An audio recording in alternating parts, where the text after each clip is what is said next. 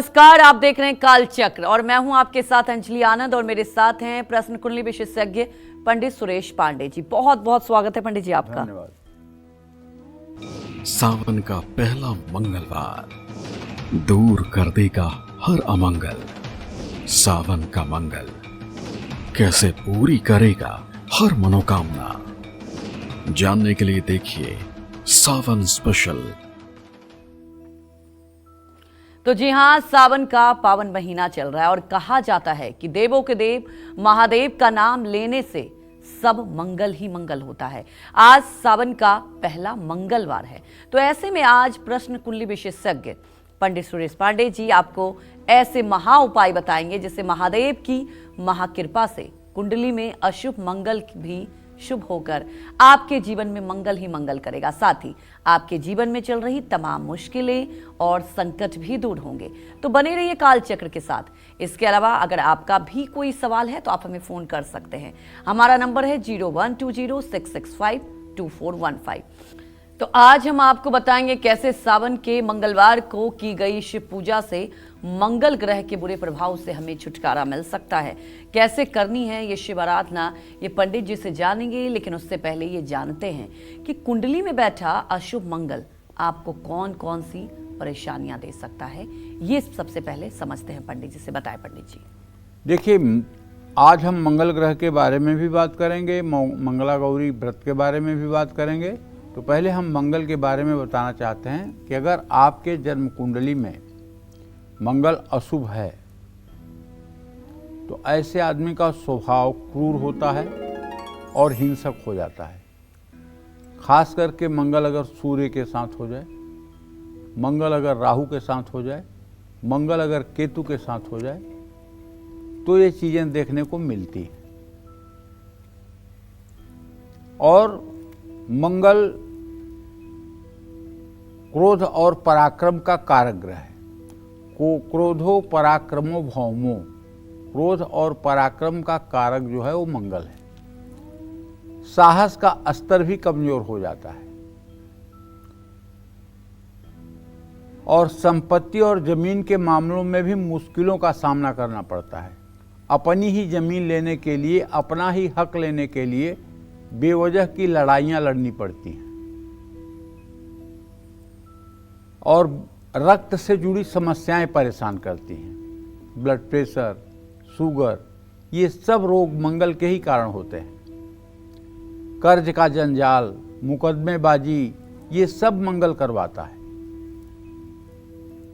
Jail भी जाना पड़ सकता है।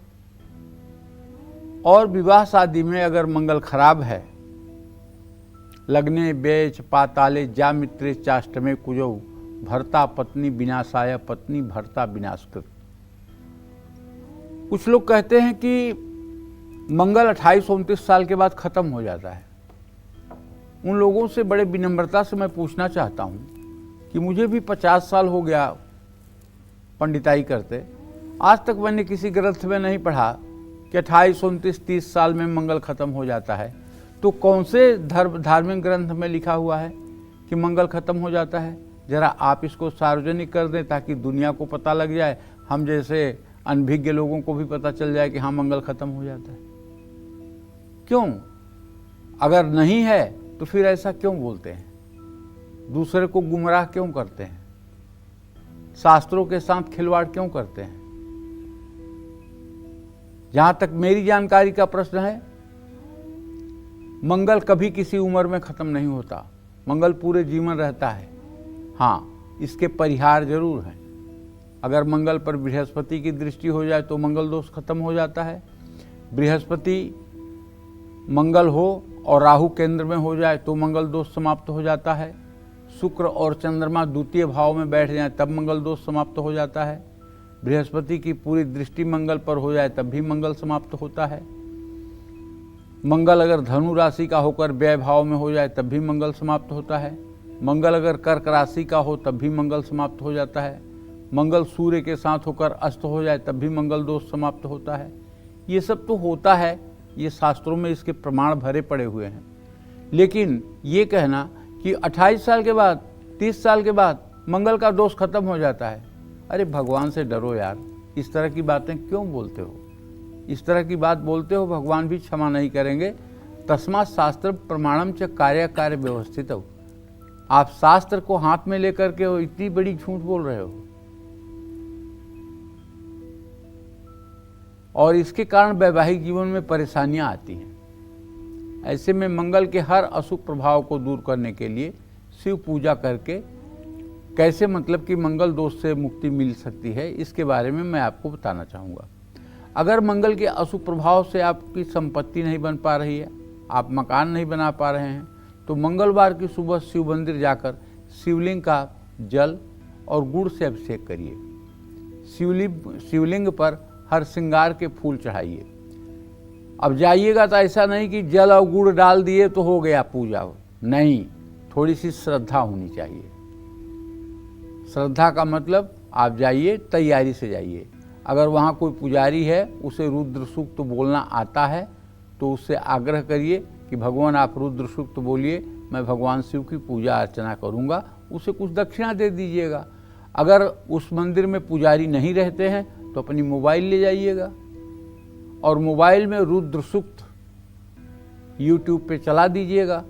जब रुद्र सूक्त बोलना शुरू करें तो शिव जी के शिवलिंग पर पहले थोड़ा जल चढ़ाइएगा, फिर दूध चढ़ाइएगा, फिर गन्ने का रस चढ़ाइएगा, हो सके तो गुड़ का रस बना के चढ़ा दीजिएगा।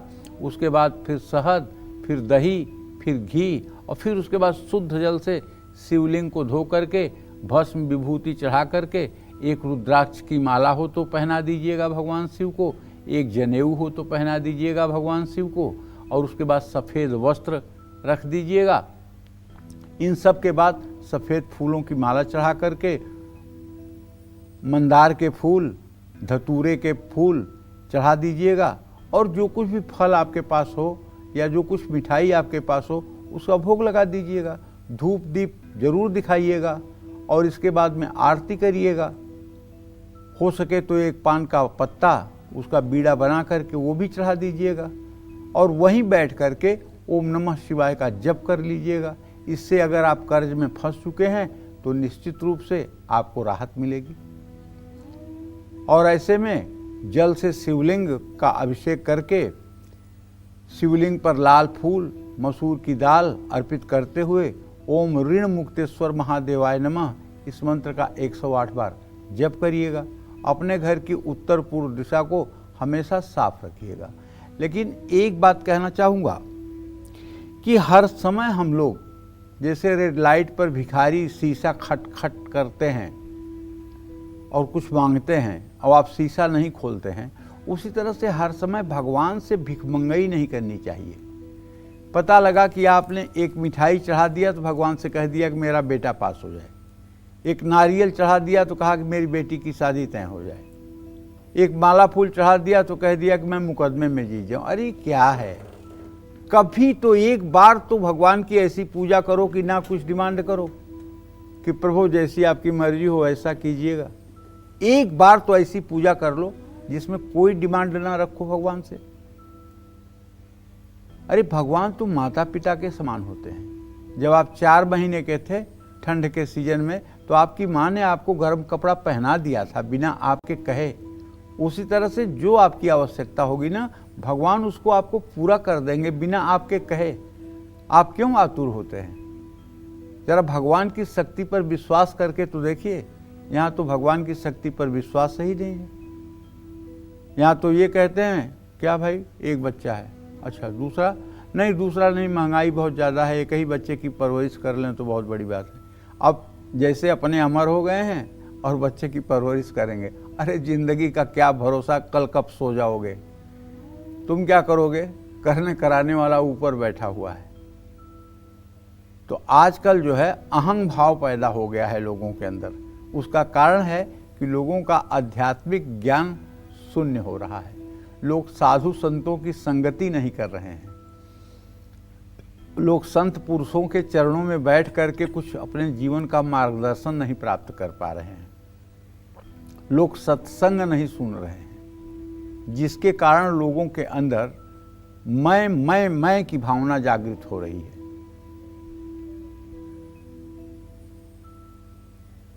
कहते हैं ना, कर्तायु विमूढ़ात्मा कर्तायु मन्यते। विमूढ़ आत्मा जो होते हैं वो अपने को कर्ता मानते हैं, मैं करता हूँ, जबकि करह कराऊँ ही आप सब जन ही बढ़ाई दें। करने कराने वाले सब ऊपर वाले हैं और अपने लोगों को बड़प्पन दे देते हैं। जय मां विंध्यवासिनी। तो आगे पंडित जी से जानेंगे कि अशुभ मंगल अगर आपकी मैरिड लाइफ को डिस्टर्ब कर रहा है तो सावन में क्या उपाय करें। लेकिन उसके पहले हमारे एक दर्शक मुंबई से दिनेश जुड़ चुके हैं। दिनेश, आप अपने सवाल पूछ सकते हैं।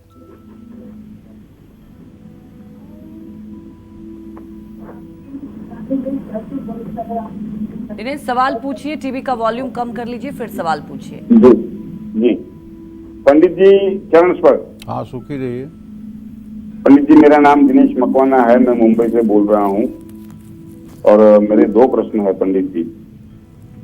पहला प्रश्न मेरे पत्नी के बारे में है, जिसका नाम भैरवी दिनेश मकवाना है। उसकी जन्म तिथि 19 जुलाई 1978 है, मुंबई में सुबह 6 से 6:30 के बीच में। पंडित जी, हमारी शादी को 26-27 साल हो गए, लेकिन उसके शरीर बहुत पतला है और उसके हाथ पांव में नसों में खिंचाव रहता है। कभी दांत में दर्द, कभी पेट में दर्द, हाथ पांव के जोड़ों में दर्द रहता है। और मेरा दूसरा प्रश्न मेरे छोटी बहन की लड़की के बारे में है, जिनका नाम मित्तल है और उनकी बर्थडे 11 जनवरी 1996 रात के 2 बजे बुधवार के दिन मुंबई में हुआ है। पंडित जी, मेरी सगी बहन की लड़की है, थोड़ा सा चिंतित हूँ कि 4 साल से वो लड़की बहुत ही बीमार चल रही है और 2-3 बार तो बीच में सीरियस भी हो गई थी। उसको एक ऐसी बीमारी है जिसका नाम है पल्मोनरी हाइपरटेंशन, जो मैंने बहुत सारे जगह पे रिसर्च किया कि वहाँ उससे किसी का मतलब उस चीज का कोई दवाई नहीं है। तो उसके लिए कुछ पंडित जी सटीक उपाय बताइए कि मेरी वो भांजी थोड़ी सी अच्छी हो जाए और चलने फिरने लगे, खाने पीने लगे। देखिए, ऐसा है, अगर आप सचमुच में सटीक उपाय चाहते हैं तो सुनिए। दिनेश जी, ऐसा है, पहली बात तो आपके पत्नी के बारे में बताऊं कि आपके पत्नी के रोग भाव में चंद्रमा और राहु की युति है।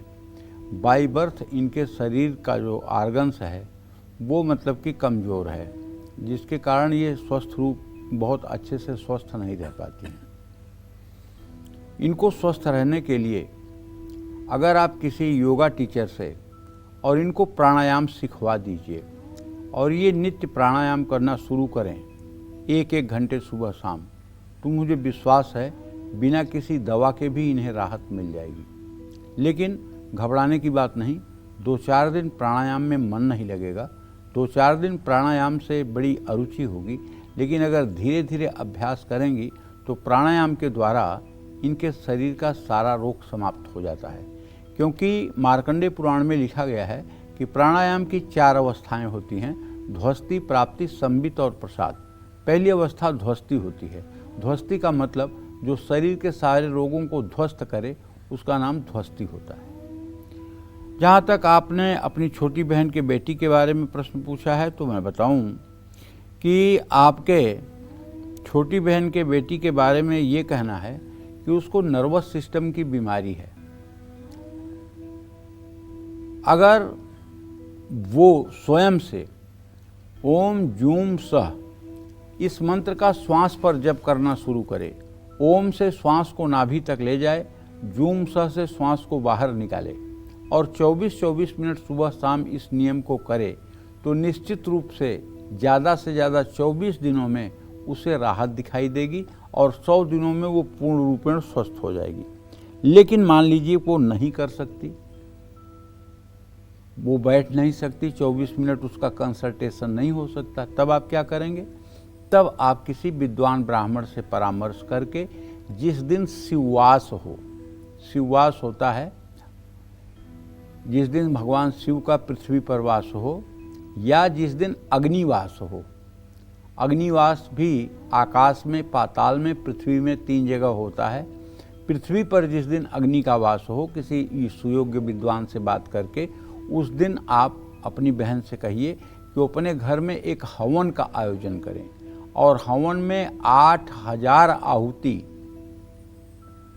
महामृत्युंजय मंत्र से हवन कराएं, जिसमें लगभग 5 किलो काला तिल, 2 किलो गाय का घी, 1 किलो चीनी, 1 किलो शहद, ये 4 सामग्री मिला करके हवन करवाएं।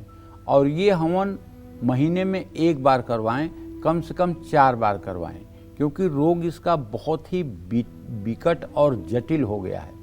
ये भगवान शिव की ही कृपा से इसका मानसिक असंतुलन ठीक हो सकता है।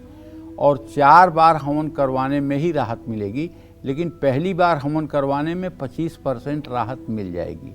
अगर ये उपाय हो गया तो निश्चित रूप से आप मानिए कि लाभ मिलेगा, इसमें कोई दो राय नहीं है। जय मां विंध्यवासिनी।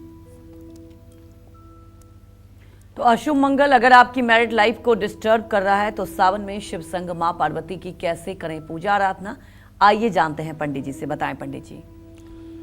देखो, अशुभ मंगल के कारण वैवाहिक जीवन में समस्या आती है। अगर आपकी कुंडली के 12वें भाव में मंगल शनि है तो पक्का है कि आपकी शादी टूटेगी। मंगल शनि अगर आपके कुंडली के 7वें भाव में है तो पक्का है कि शादी डिस्टर्ब होगी। मंगल शनि लग्न में है तब भी विवाह डिस्टर्ब होगा। मंगल शनि 8वें भाव में है तब भी विवाह डिस्टर्ब होगा। मंगल शनि की युति ही विवाह को डिस्टर्ब करने के लिए पर्याप्त है। तो हर रोज सुबह शिव जी को सफ़ेद और माँ पार्वती को पीले रंग के फूल अर्पित करना चाहिए। शिव पार्वती के मूर्ति के सामने धूप दीप जलाना चाहिए। गौरी शंकर रुद्राक्ष गले में धारण करना चाहिए। ओम उमा महेश्वराभ्याम नमः इस मंत्र का यथासंभव जप करना चाहिए और अर्धनारीश्वर स्तोत्र का पाठ करना चाहिए। अपने घर में शिव परिवार की स्थापना करके पूजा करनी चाहिए। और एक बात जान लीजिए, आधा घंटा 1 घंटा पूजा करने से क्या होता है? आधा घंटा 1 घंटा पूजा करने से चित्त की वृत्ति ही नहीं ठहरती है। अगर आप चाहते हैं कि जिंदगी में सही में सचमुच में सकारात्मक परिवर्तन हो तो आप जो भी कुछ करते रहें, लेकिन आपका चिंतन हर समय शिवाकार हो। आपके चिंतन में हर समय भगवान शिव हों, या हृदय में भगवान शिव का ध्यान करते रहें या भ्रिकुटी पर भगवान शिव का ध्यान करते रहें। कोई काम करते रहिए, कंप्यूटर चलाते रहिए, कलम चलाते रहिए, बात करते रहिए, खाना बनाते रहिए, कुछ भी करते रहिए, लेकिन भगवान शिव का चिंतन बनाइए। ये चिंतन ही सारी चिंताओं से मुक्ति का कारण बनेगा। ये सही है कि जौ तप करई कुमारी तुम्हारी, भाभ्यु मेटि सकहि त्रिपुरारी। लेकिन भाई, तप का मतलब तप से ही होता है। तप का मतलब चिंतन से ही होता है। तप का मतलब ये नहीं होता कि 2 अगरबत्ती जला लिया और 1 दिया जला दिया तो भगवान शिव प्रसन्न होकर आपके पीछे पीछे नाचने लगेंगे। ऐसा नहीं है। जब आपका चिंतन उनके प्रति होगा तब उनकी दृष्टि आपके ऊपर जाएगी। इसलिए आपका चिंतन हर समय शिवाकार होना चाहिए।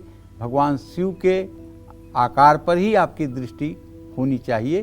तो निश्चित रूप से ये मंगल क्या, इससे भी बुरा अगर कोई ग्रह है तो उसका भी अशुभ प्रभाव ठीक हो जाएगा। जय मां विंध्यवासिनी। तो आगे जानेंगे पंडित जी से कि जिनकी कुंडली में बैठा अशुभ मंगल स्वभाव पर बुरा असर डालता है, उन्हें क्या उपाय करने चाहिए इस सावन के महीने में। लेकिन उसके पहले हमारे एक दर्शक जुड़ चुके हैं पवन झांसी से। पवन, आप सवाल पूछ सकते हैं। पंडित जी, जय मां विंध्यवासिनी। जय मां विंध्यवासिनी भैया। पंडित जी, मैं अपने बड़े भाई और अपने पापा के बारे में जानना चाहता हूँ। मेरे बड़े भाई की जन्म तिथि है 14 जून 1987। मेरा बड़ा भाई और पापा झांसी में एक बड़ा घर लेने की सोच रहे हैं, काफी समय से सोच रहे हैं लेकिन ले नहीं पा रहे हैं। तो अभी एक प्रॉपर्टी की बात चल रही है, तो क्या हम लोग ये ले पाएंगे? और ये प्रॉपर्टी दशा की है, पूर्व दशा की। हाँ, मुझे लगता तो है कि प्रॉपर्टी अब आप ले पाएंगे, क्योंकि आपके चतुर्थ भाव का स्वामी बृहस्पति लग्नेश बुध से द्वितीय द्वादश का संबंध बना रहा है, लेकिन बहुत जल्दी ये तृतीय एकादश के संबंध में हो जाएगा। मुझे लगता है दिवाली के पहले अगर आप जरा सा प्रयास करेंगे तो इसमें आपको सफलता मिल जाएगी। अगर आपको सफलता में कोई दिक्कत महसूस हो रही है तो आप विष्णु सहस्त्रनाम का रोज़ 1 बार पाठ करना शुरू कर दीजिए और 40 दिनों तक पाठ करके देख लीजिए। आपको जो प्रॉपर्टी चाहिए उस प्रॉपर्टी में आपको सफलता मिलेगी।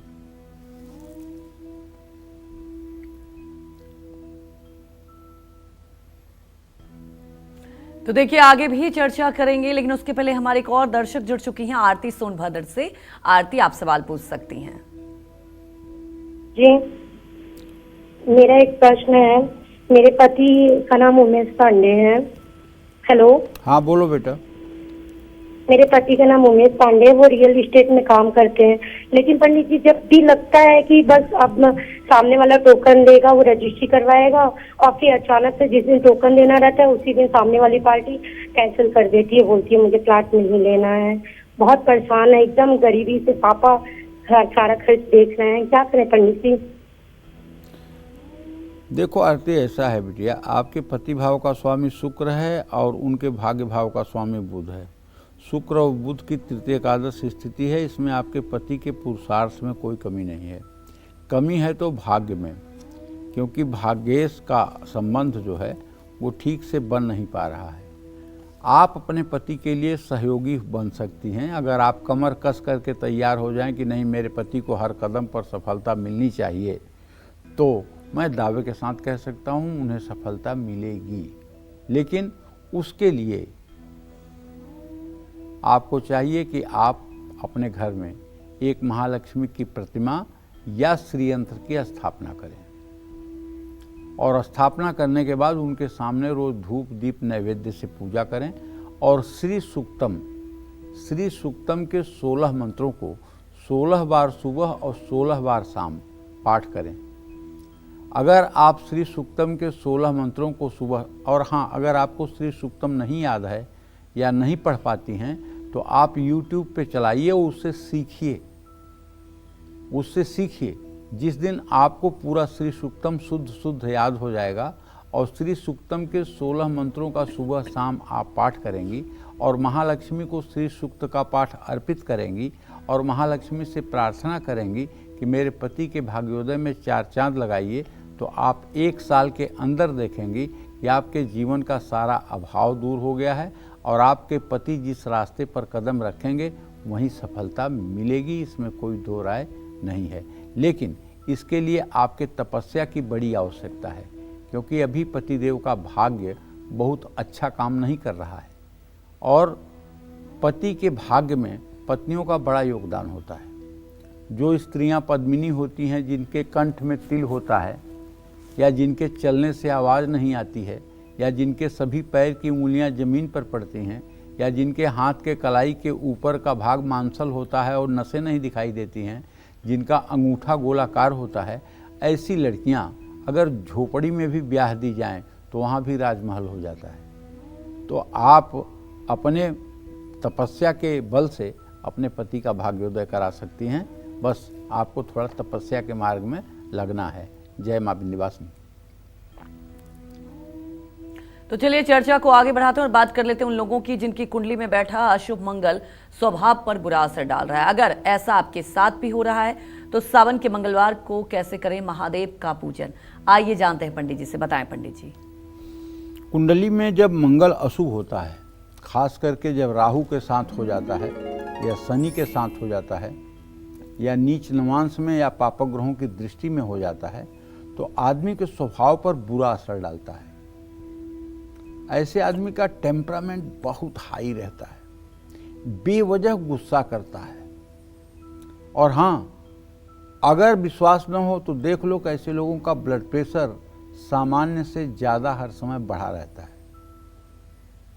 ऐसे लोगों को हर दिन शिव मंदिर जाना चाहिए और शिवलिंग का विधिवत पूजन करना चाहिए। दही और पके चावल से भोग लगाना चाहिए। शिवलिंग पर सफ़ेद फूल चढ़ाना चाहिए। सफ़ेद फूल न मिले तो लाल फूल भी चढ़ा सकते हैं और शिव महिम्न स्तोत्र का पाठ करना चाहिए। और अंत में दोनों हाथों में पुष्प ले करके शिव तांडव स्तोत्र अगर आपको आता है, जटाटवी गल ज्वल प्रवाह पावित स्थले गलेवलंब्य लंबितांभुजंग तुंग मालिकाम डमड्डम निनादवड्डमर्वयं चकार चंड तांडवम तनोतु नः शिवः शिवम। जटाकटाह संभ्रम भ्रम निलिंप निर्झरी बिलोल बीच बल्लरी विराजमान मूर्धनि धगद धगद धगद ज्वल ललाट पट्ट पावके किशोर चंद्रशेखरे रति प्रतीक्षणम। धराधरेन्द्र नंदिनी विलास बंधु बंधुर स्फुर दिगंत संतति प्रमोदमान मानसे कृपा कटाक्ष धोरणी निरुद्ध दुर्धरापदि को चित दिगंबरे मनो विनोद में तु वस्तुनि जटाभुजंग पिंगल स्फुरत फणामणि प्रभा कदम्ब कुंकुम द्रव प्रलिप्त दिग्बधु मुखे मदांध सिंधुर स्फुरत्व गुत्तरीय में दुरे मनो विनोद मद्भुतम बिभर्तु भूत भर्तरी सहस्रलोचन प्रभृत से सलेख शेखर प्रसूनि धूलि धोरणी विधु सरांध्रि पीठ भू भुजंग राजमालया निबद्ध जाट जूट का श्री चिराय जाय ताम चकोर बंधु शेखर शिवार्पण मस्तु। पुष्प माला जो कुछ भी आपके हाथ में है, बिल्वपत्र, सफ़ेद पुष्प, वो शिवलिंग पर अर्पित कर दीजिए और पूरे शिवतांडव स्तोत्र का पाठ करते हुए अगर पूरे सावन के महीने में ये उपाय कर दिया जाए तो मैं दावे के साथ कह सकता हूँ निश्चित रूप से आपका स्वभाव, आपका भाग्य परिवर्तित होगा, इसमें कोई दो राय नहीं है। जय मां विंध्यवासिनी। सावन का पावन महीना शुरू हो चुका है और आज सावन का पहला मंगलवार है। ऐसे में पंडित जी आपको शिव उपासना से जुड़े वो आसन और वो अचूक उपाय बताएंगे जो आपकी कुंडली में बैठे अशुभ मंगल को भी शांत करेंगे, साथ ही अशुभ मंगल की वजह से हो रही परेशानियों को भी दूर करेंगे। तो चलिए अपनी चर्चा को आगे बढ़ाते हुए बात कर लेते हैं उन लोगों की जिनकी कुंडली में कमजोर मंगल इम्यूनिटी कमजोर कर रहा है, आत्मविश्वास घटता जा रहा है। तो ऐसे में आपको सावन के मंगलवार कैसे करनी चाहिए शिवलिंग की अभिषेक और कैसे करनी चाहिए भगवान शिव की उपासना, तो आइए जानते हैं पंडित जी से। बताएं पंडित जी। देखिए, मंगल अगर आपकी कुंडली में अशुभ होगा तो पहली बात तो पक्का है कि आपका डाइजेशन ठीक नहीं होगा, आपकी हाजमा शक्ति ठीक नहीं होगी, आप जो भी खाएंगे पेट में सड़ेगा, जो भी खाएंगे आपको आलस से आएगा, जो भी खाएंगे भोजन करते ही आपको नींद आने लगेगी। अशुभ मंगल के कारण आप अगर थकान महसूस कर रहे हैं तो उसका एक बहुत बड़ा कारण है कि आपकी डाइजेशन की स्थिति ठीक नहीं है, आपके अंदर ऊर्जा, साहस और आत्मविश्वास की कमी हो रही है। तो ऐसे में अगर मंगल को आपको ठीक करना है तो पहला तो उपाय मैं आपको बता रहा हूं, आपको ओम नमः शिवाय का खूब ढेर सारा जप करना चाहिए और यहाँ माथे पर द्विदल सफ़ेद रंग के कमल की कल्पना करके और ओम नमः शिवाय का ध्यान करना चाहिए, जप करना चाहिए। जितना अधिक से अधिक हो सके ओम नमः शिवाय का जप करना चाहिए और लाल कपड़े पहनकर भगवान शिव की उपासना करनी चाहिए। जल में चीनी, शहद मिलाकर शिवलिंग का अभिषेक करना चाहिए। शिवलिंग पर बेलपत्र और लाल चंदन चढ़ाना चाहिए। शिव मंदिर में गूगल की धुनी दिखानी चाहिए और हाँ, शिवतांडव स्तोत्र का भाव विभोर होकर के पाठ करना चाहिए। एक बात अच्छी तरह से जान लीजिए, हर जगह भगवान हैं, इसमें कोई संदेह नहीं है। इस चराचर जगत में कोई ऐसा अणु और परमाणु नहीं है जहां ईश्वर का भाव न हो। जड़ चेतन जगजीव जत सकल राममय जान, बंदौ सबके पद कमल सदा जोर युग पान। राम जी के हृदय में शिव जी रहते हैं और शिव जी के हृदय में हर समय राम जी रहते हैं। शिव जी के हृदय में हर समय राम जी रहते हैं और राम जी के हृदय में हर समय शिव जी रहते हैं। इसीलिए भगवान राम कहते हैं, शिव द्रोही मम दास कहावा, सोनर सपने हूँ मोहि न भावा। भगवान शिव से द्रोह करने वाला अगर कोई मेरा भक्त बनना चाहे तो मुझे कभी पसंद नहीं है। और जा पर कृपा करहि पुरारी, सोनर पावे भगत हमारी। जिसके ऊपर भगवान शिव कृपा करते हैं वही मेरी भक्ति को प्राप्त करता है, ऐसा भगवान राम का कथन है। तो भगवान शिव की कृपा तो बहुत आवश्यक है, आवश्यक नहीं बहुत आवश्यक है। अगर आपकी जन्म कुंडली में आपके पराक्रम भाव का स्वामी मंगल कमज़ोर है, जिसके कारण आपको कोर्ट कचहरी न्यायालय के चक्कर लगाने पड़ रहे हैं या विवादों से आपका 2-4 सामना हो रहा है, तो आपको अशुभ मंगल के प्रभाव के कारण वाद विवाद में अगर फंसे हुए हैं, तो कानूनी मामलों से अगर घिरे हुए हैं, बिना गलती के जेल जाने की नौबत आ रही है, तो ऐसे लोगों को सफ़ेद कपड़े पहनकर चंद्रमा की रोशनी में बैठकर रुद्राष्टक का पाठ करना चाहिए। नमामि समीशान निर्वाण रूपम विभुम व्यापकम ब्रह्म वेद स्वरूपम अजम निर्गुणम निर्विकल्पम निरीहम चिदाकाशवाकाशवासम भजेहम। ये रुद्राष्टक आपको श्री रामचरितमानस में उत्तरकांड में मिलेगा। ये उत्तरकांड में आपको मिलेगा। कागभुसुंडी के श्राप विमोचन के लिए एक ब्राह्मण द्वारा भगवान शिव की स्तुति है। इसको अगर आप याद कर लें और नित्य प्रातः सायं इसका पाठ करना शुरू कर दें, तो मुझे विश्वास है, और कुछ हो या न हो, आपके अंदर भक्ति का संचार जरूर हो जाएगा, इसमें कोई दो राय नहीं है। लेकिन भक्ति के लिए आप करेंगे क्यों? करेंगे तो पैसे के लिए, करेंगे तो रुतबे के लिए, करेंगे तो पावर के लिए। उसके लिए अगर बता दिया जाए तो नाक रगड़ के पूजा करेंगे, लेकिन कह दिया जाए कि भक्ति मिल जाएगी, मोक्ष मिल जाएगा, अच्छा जन्म मिल जाएगा, तब कोई न करने वाला है। बड़ा बंगला कैसे मिल जाएगा, बड़ी गाड़ी कैसे मिल जाएगी, हम राजनेता कैसे बन जाएंगे, मंत्री मिनिस्टर कैसे बन जाएंगे, इसके लिए तो भाई एक पैर पे खड़े होकर सब कुछ कर लेंगे और सब यहीं नष्ट हो जाएगा देखते देखते। कुछ न साथ जाने वाला है, एक माचिस की तिली भी साथ नहीं जाने वाली है।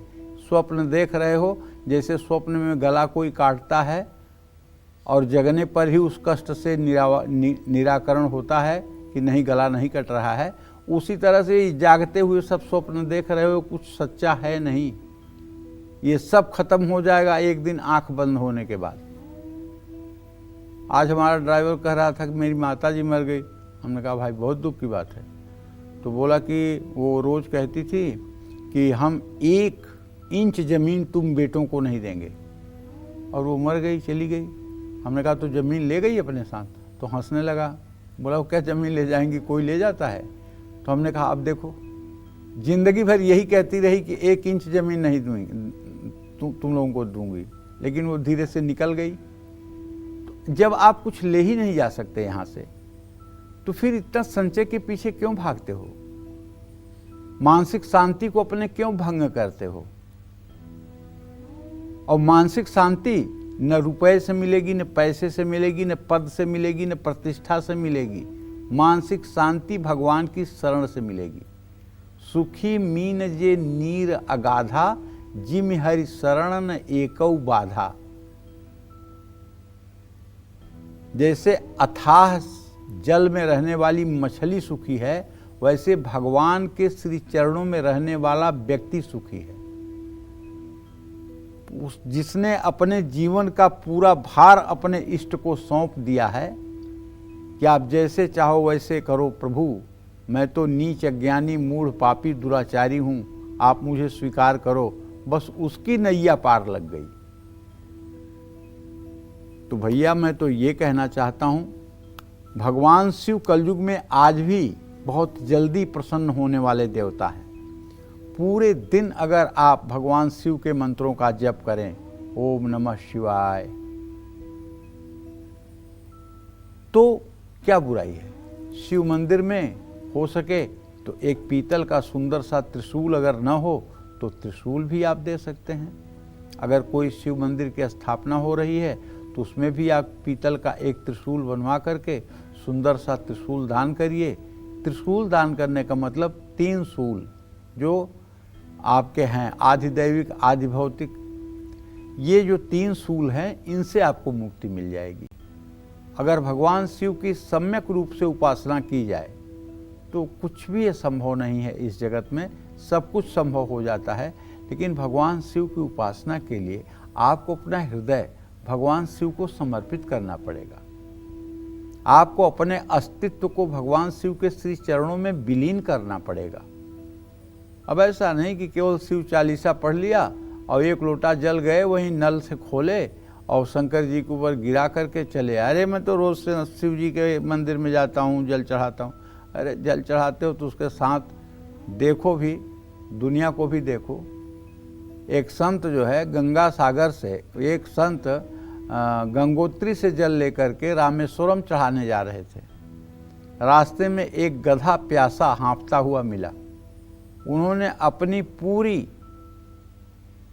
गंगा जली उस गधे के मुंह में डाल दिया और गधे ने पानी पी लिया, जबकि वहाँ से रामेश्वरम की दूरी 1 किलोमीटर दूर थी। और गधा जब पानी पी लिया तो गधे के रूप में ही भगवान शिव प्रकट हो गए। बोले मैं तुम्हारी इस तपस्या से पूर्ण रूप में संतुष्ट हूँ। जब तक आप हर जीव में, हर चराचर जगत के जीवों में, जड़ चेतन में प्रभु को नहीं देखेंगे, तब तक सच्ची मामले में आपकी उपासना नहीं है। श्रीमद् भागवत महापुराण के 3 स्कंध के 29वें अध्याय में भगवान कपिल देव अपनी माता देवहूति से कहते हैं कि हे माँ, जो लोग पत्थर के मूर्तियों की पूजा करते हैं और चराचर जगत में मुझ परमेश्वर को नहीं देखते हैं, सभी जीवों में मुझे नहीं देखते हैं, उनका पूजन वैसे ही है जैसे राख पर कोई हवन करे। राख पर हवन करने का कोई मतलब होता है? आप पढ़ के देख लीजिए श्रीमद् भागवत महापुराण 3 स्कंद 29वां अध्याय, बता रहा हूं, ये भगवान कपिल देव के वाक्य है। और जो सब में भगवान को देखता है, सिय राम मैं सब जग जानी, करहूं प्रणाम जोरी जग पानी। जो हर में भगवान को देखता है वो पूजा कम भी करता हो, मंदिर कम भी जाता हो, जो सब में चराचर जगत में ईश्वर का भाव करता होगा, उसकी पूजा हर समय भगवान स्वीकार करते हैं। मत्तम परतरम नान्यत यद किंचित धनंजया। गीता में यही बात भगवान कृष्ण अर्जुन से कहते हैं, हे कृष्ण, इस चराचर जगत में मेरे सिवा और कुछ भी नहीं है। जो कुछ दृश्यमान अदृश्य है सब मैं हूं और कोई नहीं है। भाव तो रखना चाहिए ना। जय मां विंध्यवासिनी। तो आगे जानेंगे, कुंडली में अशुभ मंगल की वजह से अगर आपकी सेहत बार बार खराब हो जाती है तो ऐसे में आपको सावन के महीने में क्या उपाय करने चाहिए। लेकिन उसके पहले हमारी एक दर्शक जुड़ चुकी है मुरैना से, प्रिया सवाल पूछ सकती हैं आप पंडित जी से। जी पंडित जी, राधे राधे। राधे राधे। मेरा नाम प्रिया तोमर है, मैं एमपी मुरैना से हूँ। मेरी डेट ऑफ बर्थ है 3/9/2004, दिन शुक्रवार, मॉर्निंग के 8:05 पर। पंडित जी, मेरा सवाल है कि मेरा फ्यूचर कैसा रहेगा। और मैं ना 3 साल से गवर्नमेंट जॉब की तैयारी कर रही हूँ, अभी तक एक भी एग्जाम नहीं निकला। पूरा कॉन्फिडेंस एकदम डाउन हो गया, पता नहीं गवर्नमेंट जॉब लगेगी भी या नहीं लगेगी, लगेगी तो कब तक और किसमें।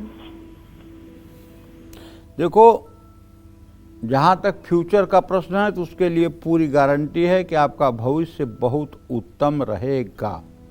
ये मेरी बात को ब्रह्मलीक मानो। लेकिन जहाँ तक नौकरी का प्रश्न है तो बुध बृहस्पति का द्वितीय द्वादश संबंध इस बात का संकेत करता है कि अगर टीचिंग के फील्ड में अगर अपना भाग्य आजमाओ तो वहाँ तो सफलता मिल सकती है, लेकिन दूसरे किसी क्षेत्र में सफलता में बहुत ही संदेह है। मैं आपका मनोबल कम नहीं करना चाहता हूँ, लेकिन मैं सच बात ये बता रहा हूँ कि अगर आप असफल हों तो डिप्रेशन में ना जाएं या एंजाइटी की शिकार न हों, क्योंकि केवल नौकरी ही जीवन में सर्वस्व नहीं है। जीवन में बहुत सी चीज़ें हैं जिससे मनुष्य के सफलता और असफलता का मूल्यांकन किया जाता है। तो अगर नौकरी नहीं भी सरकारी मिलती है तो डिप्रेस नहीं होना चाहिए। भाग्य आपका अच्छा है, परिवार आपको अच्छा मिलेगा, सुखी और संपन्न परिवार में आपका संबंध होगा, कभी किसी चीज़ का आपके जीवन में अभाव नहीं होगा, संतान, पति, सास, ससुर ये सब आपके अच्छे होंगे। बस आपको करना ये चाहिए कि सावन के व्रत आपको पूरे साल करने चाहिए। सावन के व्रत करने चाहिए, भगवान शिव की आराधना करनी चाहिए। अगर आप भगवान शिव की आराधना और सावन का व्रत करेंगी, सावन का क्या पूरे साल आपको सोमवार का व्रत करना चाहिए और भगवान शिव की आराधना करनी चाहिए। इससे आपके जीवन का सारा अमंगल समाप्त हो जाएगा और आपको सफलता मिलेगी। जय मां विंध्यवासिनी। तो देखिए, अगर कुंडली में अशुभ मंगल की वजह से आपकी सेहत बार बार बिगड़ जाती है तो ऐसे में आपको सावन के मंगलवार को कैसे करनी चाहिए शिवलिंग की पूजा, आइए जानते हैं। बताएं पंडित जी। देखिए, कुंडली में मंगल अगर अशुभ स्थिति में है, इसके कारण आपकी सेहत अक्सर खराब रहती है। तो हर रोज सुबह तांबे के लोटे से शिवलिंग पर जल अर्पित करें। अगर मान लो छठे भाव का स्वामी मंगल है और वो एकादश भाव में बैठा हुआ है, तो ऐसे लोगों को प्रायः माइग्रेन की भी समस्या होती है, ब्लड प्रेशर की भी समस्या होती है। माइग्रेन एक ऐसा रोग है कि हर समय सिर दर्द होता रहता है, 24 घंटे में 1-2 बार सर दर्द होता है। इतना गंदा सर दर्द होता है कि आदमी एकदम बिलबिला जाता है। तो इन सब चीज़ों से बचने के लिए हम तो यही कहेंगे कि आपको एक तो प्राणायाम करना चाहिए और प्राणायाम करते हुए आपको मानसिक रूप से भगवान शिव का अपने श्वासों पर जप करना चाहिए। ओम से श्वास को खींचना चाहिए, नमः शिवाय से श्वास को बाहर निकालना चाहिए। ओम से श्वास को नाभि तक ले जाना चाहिए, नमः शिवाय से बाहर निकालना चाहिए। 24-24 मिनट का अगर ये अभ्यास शुरू हो जाए तो बहुत जल्दी सेहत ठीक हो जाएगी। और अच्छी सेहत के लिए शिवलिंग का घी से भी अभिषेक किया जाता है। घी को पिघला लीजिए, जब वो बहुत गर्म न रहे, हल्का ठंडा हो जाए तो उसे चांदी की श्रृंगी में डाल करके रुद्र सूक्त का पाठ बोलते हुए अगर अभिषेक किया जाए तो घी से 2 चीज़ें होती हैं। एक तो मनुष्य की सुंदरता बढ़ती है। अगर किसी लड़की को देखने कोई आ रहे हैं और लड़की की सुंदरता के कारण या लड़की के हाइट के कारण विवाह में देरी हो रही है, आजकल बड़ी समस्या हो गई है हाइट की। हाइट अगर नहीं है तो लड़की के अंदर बहुत योग्यता है, तब भी माता पिता को बहुत चिंता है उसके विवाह की। और दूसरी बात, अगर लड़की बहुत सुंदर नहीं है तो भी विवाह की चिंता है, जबकि उसका करियर अच्छा भी हो, एजुकेशन अच्छा भी हो तब भी। क्योंकि आजकल लोग गुण का ग्राहक नहीं हैं, आजकल लोग चमड़े के ग्राहक हैं।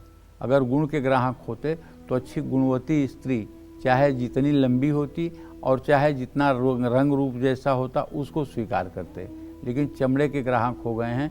अब लोगों के बुद्धि को कलयुग ने मार दिया है तो कौन समझाए।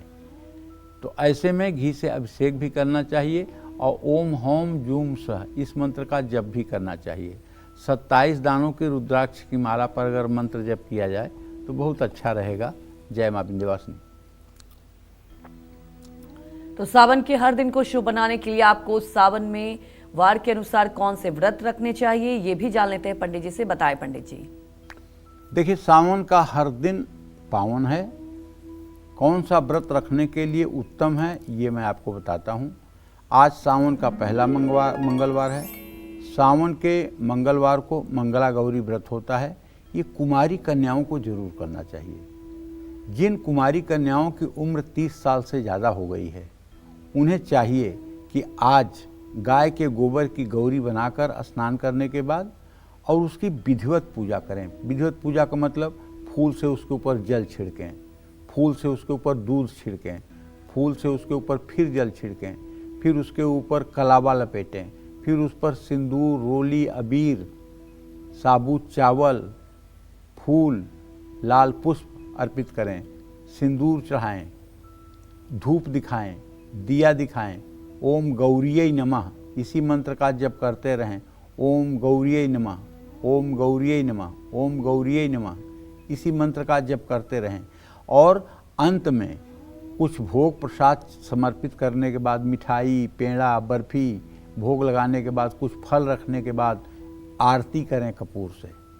अगर ये हर मंगलवार को सावन के महीने में कोई कुंवारी कन्या कर ले तो आप ये मानिए कि जैसे कात्यायनी मंत्र करने से विवाह हो जाता है, ओम क्लीम कात्यायनी महामाये महायोगी निधीश्वरी नंद गोप सुतम देवी पतिम में कुरुते नमः, उसी तरह से मंगला गौरी का व्रत करने से भी लड़कियों को सुयोग्य पति की प्राप्ति हो जाती है। और अखंड सौभाग्य की प्राप्ति होती है।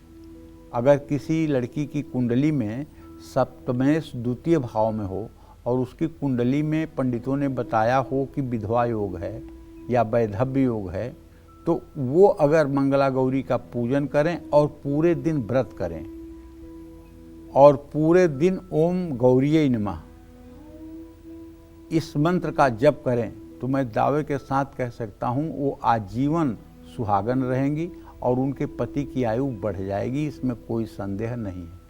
जौ तप करई कुमारी तुम्हारी, भाबिहु मेटि सकहि त्रिपुरारी।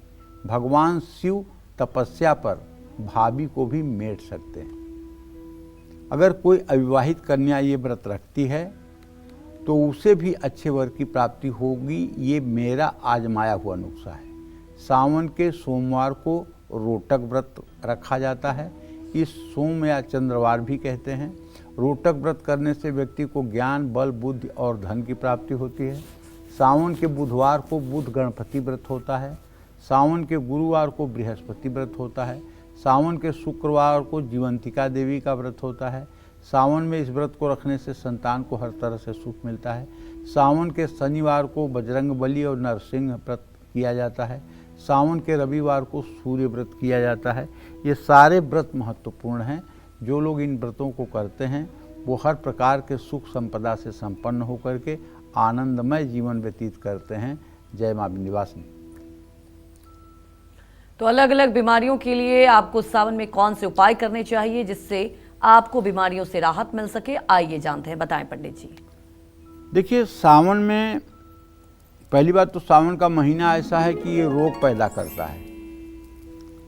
इसमें मतलब कि जीव जंतु सब निकल जाते हैं बाहर, क्योंकि बरसात होती रहती है। सावन वर्षा ऋतु का महीना है। तो एक तो सावन में मंगलवार को अगर शिववास है तो अपने घर में आप रुद्राभिषेक करा सकते हैं। अगर शिववास नहीं है तो किसी शिवालय में जहाँ प्राण प्रतिष्ठा हुई हो वहाँ आप रुद्राभिषेक कर सकते हैं। और यदि आपका मार्केश वगैरह कोई ग्रह है तो सावन के महीने में महामृत्युंजय कराना तो आपके लिए अत्यंत कल्याणकारी है। सावन के मंगलवार शिवलिंग पर कनेर के फूल चढ़ाना भी फायदेमंद है। कनेर 2 प्रकार का होता है, बल्कि 3 प्रकार का होता है। लाल कनेर, सफ़ेद कनेर और पीला कनेर। तीनों में से अगर सफ़ेद कनेर मिल जाता है तो ये सर्वोत्तम है। मंगलवार को रोगों की शांति के लिए महाकाली की भी पूजा की जा सकती है। किसी भी रोग से पूर्ण मुक्ति के लिए सावन में हर दिन शिवलिंग का कपूर युक्त जल से भी अभिषेक कर सकते हैं। सावन में हर गुरुवार को शिवलिंग का शहद से अभिषेक करने से भी आयु में वृद्धि होती है। कुसा के जल मिलाकर शिवलिंग का अभिषेक करने से असाध्य रोग शांत होते हैं। कुसा जब पानी में डाल दिया जाता है ना, जैसे एक बाल्टी पानी है और उसमें गंगा जल डाल दिया, थोड़ा सा कुसा डाल दिया, तो उसको कहते हैं शास्त्रीय भाषा में कुशोदक। उदक कहते हैं जल को, कुशोदक कुश से मिला हुआ जो जल होता है उसको कुशोदक कहते हैं। इससे जो हम अभिषेक करते हैं इससे रोग शांति होती है। अगर आपको कोई बीमारी है और आप अभिषेक नहीं करा सकते, मान लीजिए आर्थिक अभिषेक कराने में तो 1000-1500 रुपये खर्च होंगे ना, तो आप 1 लोटा जल में थोड़ा सा कुसा डाल लीजिए और वही लोटे का जल लेकर के शिवलिंग पे जाइए, अपने मोबाइल में रुद्र सूक्त चला दीजिए, रुद्र सूक्त चलता रहे और पानी की धारा आप गिराते रहें और उसके बाद में धूप दीप जला करके भोग प्रसाद चढ़ा करके और प्रणाम करके शिव जी को घर आइए। यही उपाय आप 30 दिन सावन में कर दीजिए, आप रोग मुक्त हो जाएंगे। चाहे डायबिटीज है, चाहे ब्लड प्रेशर है, कुछ भी है, उसमें केवल परहेज करिए तो निश्चित रूप से आप ठीक हो जाएंगे। और गाय के घी से शिवलिंग का सावन में अभिषेक जरूर करिए। जो व्यक्ति दुर्वा से भगवान शिव का पूजन करता है उसे दीर्घायु की प्राप्ति होती है। लंबी या लाइलाज बीमारी से परेशान हैं तो पंचमुखी शिवलिंग पर तीर्थ का जल अर्पित करें। इन सब चीज़ों से फायदा होता है। जय मां विंध्यवासिनी। सावन में शिव चालीसा का पाठ कई गुना फल देता है। ऐसे में किस दिशा और किस विधि से करना चाहिए शिव चालीसा का पाठ, आइए जानते हैं। बताएं पंडित जी। देखिए, शिव चालीसा भगवान को शिव को प्रसन्न करने का एक बड़ा सरल तरीका है। जो लोग संस्कृत नहीं पढ़ना जानते हैं, जो लोग हिंदी पढ़ लेते हैं लेकिन संस्कृत पढ़ने में जिन्हें कठिनाई है, उन सब लोगों को कहना चाहूँगा कि प्रातःकाल स्नान करके सूर्य को अर्घ्य देकर प्राणायाम करके साफ कपड़े पहनकर, खास करके शिव भक्तों को सफ़ेद रंग का कपड़ा पहनना चाहिए। सच्ची बात बता रहा हूँ, क्योंकि शिव जो है बाप रे परम वैष्णव। शिव की आराधना जितनी ही सात्विकता से और पवित्र मन से किया जाए, जीवन धन्य हो जाता है, रोमांच हो जाता है कहने में और सुनने में। शिव चालीसा का पाठ शुरू करने से पहले अगर शुद्ध गाय का घी मिल जाए तो उसका दिया जलाएं, नहीं तो तिल के तेल का दिया जलाएं और स्वयं पूर्व दिशा की ओर मुंह करके शिव चालीसा पढ़ना शुरू करें। शिव चालीसा के 3, 5, 11 या 40 बार पाठ करें। शिव चालीसा का पाठ बोल कर करें। जितने लोगों को यह सुनाई देगा उतना ही लाभ मिलेगा। अब मैं आपको बताता हूं कि कौन सी ऐसी चौपाइयां हैं जो मनोकामना को पूर्ण करने के लिए की जाती हैं। अगर जीवन में दुख बढ़ गया है तो बार बार एक चौपाई है शिव चालीसा की, देवन जब ही जाई पुकारा तब ही दुख प्रभु आप निवारा। ये चौपाई है। इस पंक्ति को मन ही मन बोले। किसी महत्वपूर्ण काम को शुरू करना चाहते हैं तो उसके पहले पूजन रामचंद्र जब कीन्हा, जीत के लंक विभीषण दीन्हा, इस चौपाई को पढ़ सकते हैं। इस दोहे को मन ही मन बोले। कर्ज से मुक्ति पाने के लिए ऋणिया जो कोई हो अधिकारी, पाठ करे सो पावन हारी, कर्ज खत्म हो जाएगा। मन ही मन बोले। धन प्राप्ति के लिए धन निर्धन को देत सदा ही, जो कोई जांचे वो फल पाही। संतान प्राप्ति के लिए पुत्रहीन कर इच्छा कोई, निश्चित शिव प्रसाद ते ही होई। और मन में अगर कोई डर है भैया तब जय गणेश गिरिजा सुवन मंगल मूल सुजान, कहत अयोध्या दास तुम देहु अभय वरदान। ओम नमः शिवाय।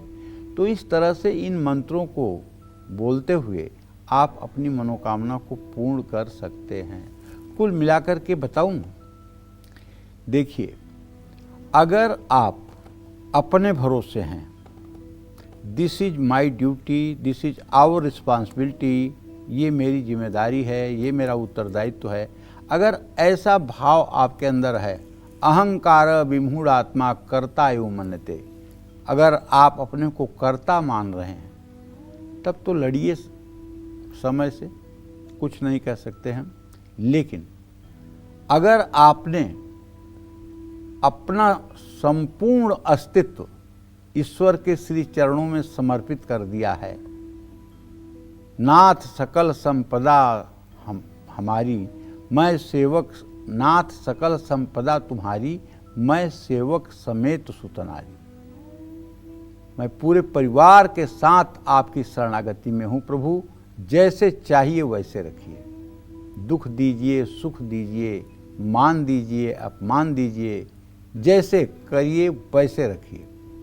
अगर पूर्ण रूपेण शरणागति हो गई तो उसके बाद प्रश्न उठता ही नहीं है। शरणागति के बाद समस्या का प्रश्न उठता ही नहीं है। जब शरणागति हो गई तो समस्या रह ही नहीं जाती है।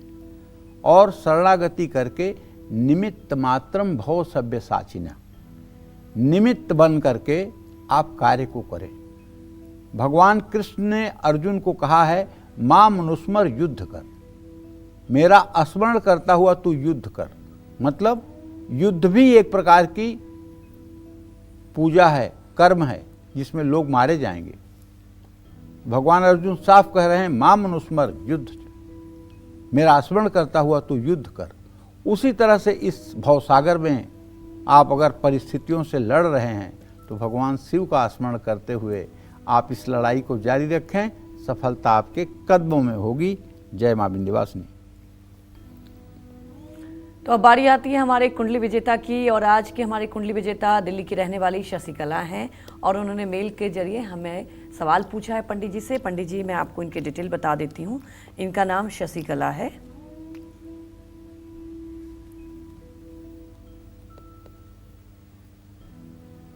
और इनका जन्म 23 जून 1988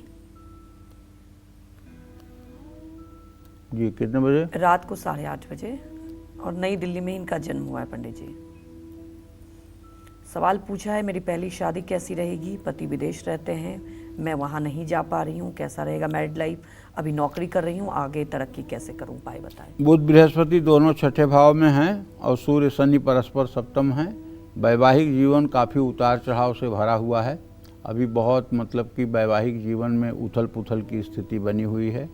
आपको चाहिए कि आप अपने वैवाहिक जीवन को सुखी रखने के लिए विष्णु सहस्रनाम या गोपाल सहस्रनामावली का पाठ करें, जिससे आपका वैवाहिक जीवन सुखी हो। नौकरी कर रही हैं, नौकरी आपकी ठीक चलती रहेगी, उसके बारे में कोई बहुत चिंता करने की बात नहीं है। लेकिन अभी आपका समय नवंबर 2025 तक अच्छा नहीं है। नवंबर 2025 तक आपको पूरे विवेक के साथ अपने जीवन को आगे बढ़ाना चाहिए। उसके बाद परिस्थितियाँ काफ़ी हद तक आपके पक्ष में हो जाएंगी। जय माँ विंध्यवासिनी।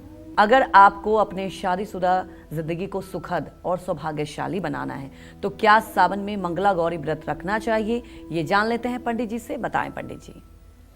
देखिए, आज मंगला गौरी व्रत है। माता पार्वती का ही मंगल रूप है माँ मंगला गौरी। इन्हें माँ दुर्गा के 8वें स्वरूप माँ महागौरी के नाम से भी जाना जाता है। मंगला गौरी का व्रत न सिर्फ अखंड सौभाग्य दिलाता है, बल्कि महिलाओं को उनकी शक्ति का भी एहसास दिलाता है। सावन में मंगला गौरी व्रत रखने से पति का कल्याण होता है और उनकी आयु लंबी होती है। मंगला गौरी व्रत रखने से वैवाहिक जीवन सुखी रहता है। अनिष्ट शक्तियों और बुरे प्रभावों से वैवाहिक जीवन की रक्षा होती है। पति पत्नी के बीच में आ रही बाधाएं और चुनौतियां दूर होती हैं। इसलिए मैं चाहूँगा कि जो महिलाएं पार्वती की मूर्ति नहीं पा रही हैं आज, उन्हें चाहिए गाय को गोबर की गौरी बना लें। गाय के गोबर की गौरी बना करके किसी प्लेट में रख लें और उसकी विधिवत पूजा करें, सिंदूर चढ़ाएं, और अगर अविवाहित हैं तो भी सिंदूर चढ़ाएं और माला फूल चढ़ाकर धूप दीप से पूजा करें। अगर पूरे सावन हर मंगलवार आप गौरी बना करके पूजा करेंगी तो निश्चित रूप से आपके सपनों का राजकुमार आपको मिलेगा और आपका भविष्य भी अच्छा होगा। जय माँ विंध्यवासिनी। पंडित जी, आज हमारे दर्शकों को आपने इतनी महत्वपूर्ण जानकारी दी, आपका बहुत बहुत धन्यवाद। उम्मीद करते हैं आपको भी आज का हमारा विषय बहुत पसंद आया होगा। कल फिर मिलेंगे एक नए विषय और आपकी परेशानियों को दूर करने के लिए ढेर उपाय लेकर पंडित सुरेश पांडे जी के साथ। तब तक काल चक्र की टीम को अनुमति दीजिए। नमस्कार।